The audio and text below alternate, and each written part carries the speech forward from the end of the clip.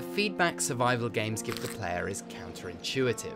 Instead of gunning for the win state, you start off in the win state and do your darndest to avoid a dinner date with natural selection. The whole business of mundane existence has to be thoroughly enjoyable, or players will shuffle off their mortal coil to play something better. Our very presence at the keyboard indicates a certain competence at existing, and devs have to convince us that their take on existence is preferable to our present predicament. As a lone captain on an uncharted Caribbean sea, Salt convinces that a pirate's life's for me.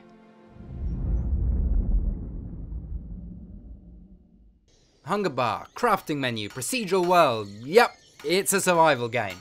But Salt, still very early in alpha, exists in a rare state of balance, drawing on a setting which leverages each of the standard survival features to maximum effect.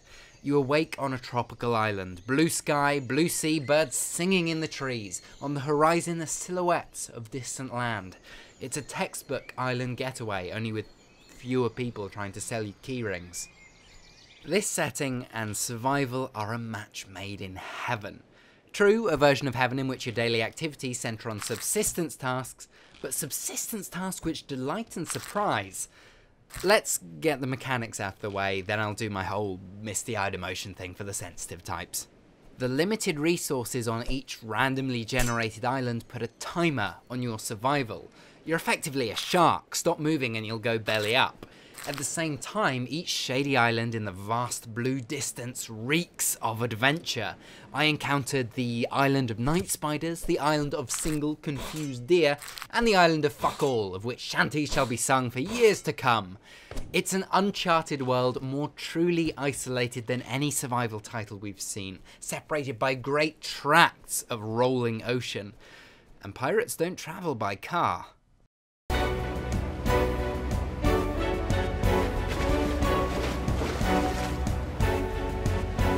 In the sailing, Salt comes into its own. Tiny craft rolling with the physics of the ocean waves, handling kind of like real boats.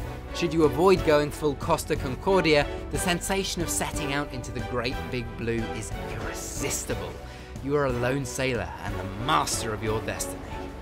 Ah, we seem to have entered emotional waters. I've been trying to think of a way to sum up the sensation of playing Salt. And the most eloquent arrangement has to be that survival feeling. That survival feeling is a highly complex, multifaceted emotional notation that I will elaborate on as best I can for those of you who speak mere English. The reason many people look to survival games to experience zombie apocalypses and post-nuclear wastelands is their pure, unbridled escapism. You are detached from the rules and considerations of everyday life to focus entirely on the present and the specifics of each task in front of you. Tasks really of your own invention. Salt does a fantastic job of making you feel as if you were the only person in a whole wild world. Most of that, I think, is down to the immensity of the ocean on which you're forced to travel, defying gamer instincts to stockpile and hunker down, as in Rust. The rest owes to lighting of astounding quality. From Scarlet Dawn to Silver Moonbeams, dynamic lighting filters through canopies and casts hollows into deep black shadows. It's almost at odds with the stylized seascape, but the conjunction is utterly compelling. Oh, let's stop here before I tear up. Can we get some negativity in here?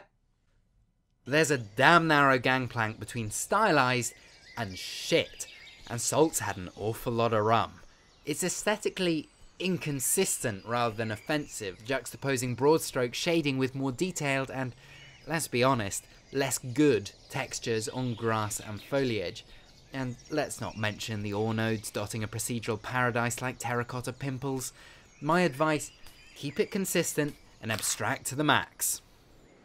The problem I see rising from the depths, as it does with all such games, is whether the compulsion to play remains after more than a few hours. There needs to be something there to discover, some implied story or curated content to give life to an algorithmic ocean. This is alpha, and I'm hesitant to recommend anything unfinished. But you know, the few hours I spent on the high seas were worth a whole chest full of gold. There's a free trial. Play it.